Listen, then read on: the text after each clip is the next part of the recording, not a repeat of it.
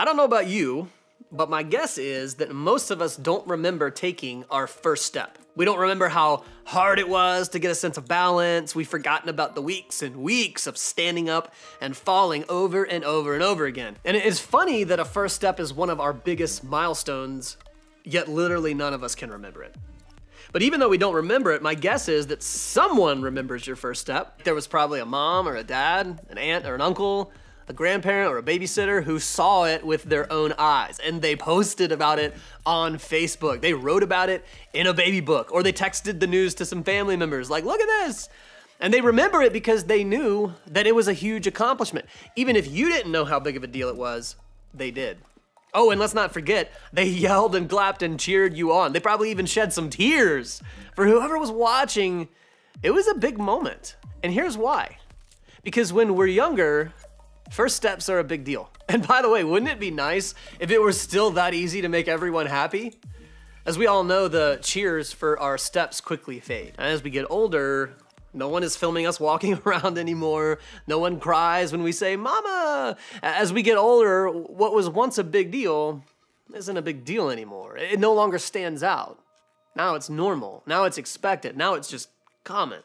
As we get older, only the new big things get noticed. Things that are out of the ordinary, like you made the travel team, or you got an A in the difficult class, or you landed a big role in the play, or you won a competition, or at least placed in it, or you got accepted into the college of your dreams.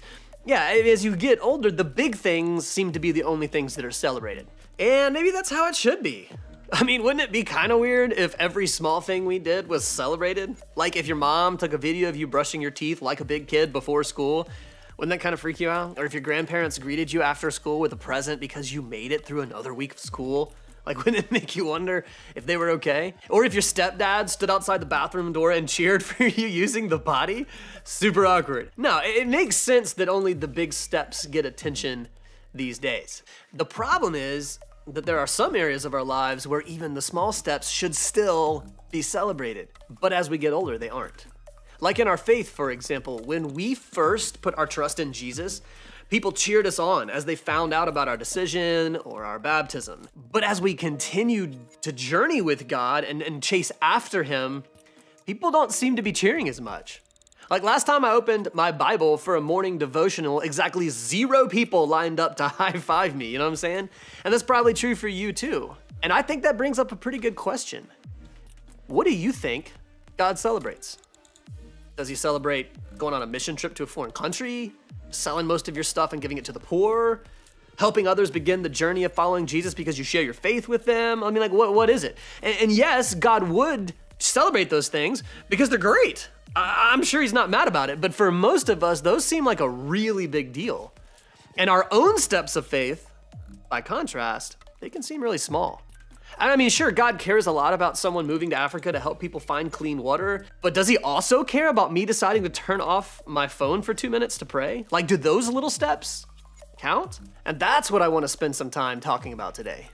And to do that, we're going to look at an account from Luke's gospel where Jesus invites a guy named Levi, who you probably know as Matthew, to follow Him. And this event is recorded in more than one place, but in Luke's account, Jesus had just finished performing some miracles.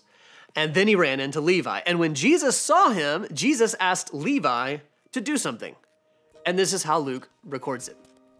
After this, Jesus went out and saw a tax collector by the name of Levi sitting at his tax booth. "Follow me," Jesus said to him. And Levi got up, left everything, and followed Him. Now, this may not seem like a remarkable encounter to you, but it was a bigger deal than we can probably realize. First, Jesus saw Levi, who was a tax collector, and talks to him. Now, what you have to understand is back then, people didn't talk to tax collectors, at least not in a friendly way. Tax collectors were considered to be the worst type of criminals. Tax collectors were people who collected taxes, obviously, but they were known for charging people more than the taxes they owed so that they could take some money off of the top for themselves. And to make it as sickening as possible, they had full support from the Roman government to do it. It was like perfectly legal stealing. Even worse, tax collectors were known to be people who showed off all the money that they made. So you can imagine how much people hated them.